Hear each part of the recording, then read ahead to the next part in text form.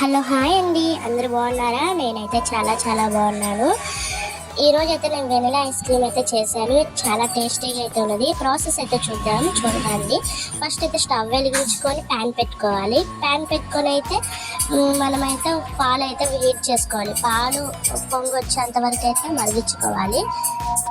తిప్పుకుంటూ అయితే ఉండాలి, లేదంటే కనుక అడుగంటిపోతుంది.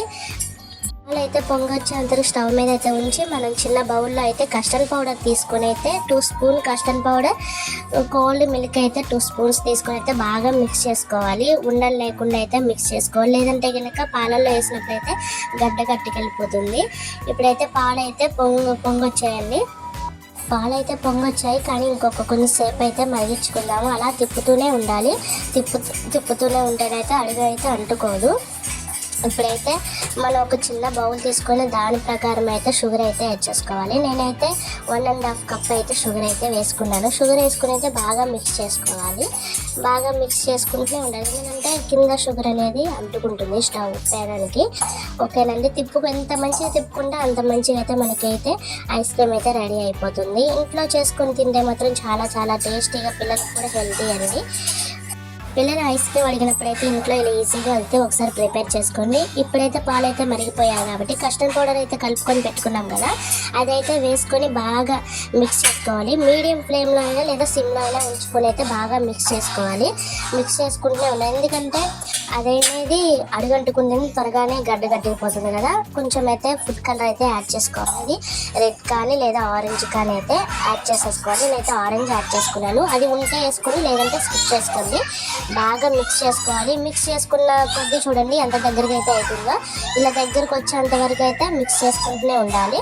మనం స్టవ్ ఆఫ్ చేసుకుని కూడా ఇంకా తిప్పుకుంటూనే ఉండాలండి. మనం ఎంత బాగా కలుపుకుంటే అంత మంచిగా అయితే ఉంటుంది, స్మూత్గా. ఇప్పుడు ఐస్ క్రీమ్ అనేది అంత మంచిగా, అంత టేస్టీగా అయితే అనిపిస్తుంది. నేనైతే స్టవ్ ఆఫ్ చేసుకొని కూడా ఒక 5 to 10 minutes అయితే తిప్పుకుంటూనే ఉన్నాను, చల్లారిన తర్వాత అయితే ఒక మిక్సీ జార్ తీసుకొని ఆ మిక్సీ జార్లో అయితే వేసుకోవాలి. వేసుకొని అయితే బాగా అంటే ఒకేసారి మిక్స్ చేయకుండా తిప్పుకుంటూ ఇట్లా స్లోగా ఫాస్ట్గా అయితే పెట్టుకుంటూ అయితే మిక్స్ చేసుకోవాలి. చూడండి, నేనైతే ఇప్పుడు మిక్స్ అయితే చేసుకున్నాను. చూడండి, ఇలా అయితే మిక్సీ అయితే రావాలి. ఇప్పుడైతే మనం అరోమా ఫ్రెష్ క్రీమ్ అండి. అరోమా ఫ్రెష్ క్రీమ్ అనేది చాలా టేస్టీగా ఉంటుంది. అది లేకపోతే కనుక ఇప్పుడు మనం పాలమేగడైనా వేసుకోవచ్చు, తీసుకొని ఉంచింది. మన దగ్గర పాలమేగడ లేదు కాబట్టి నేనైతే అరోమా ఫ్రెష్ క్రీమ్ అయితే వేసుకొని, అది కూడా 2 cups అయితే వేసుకొని, ఎంత వేసుకున్నా అది వాళ్ళ ఇష్టము.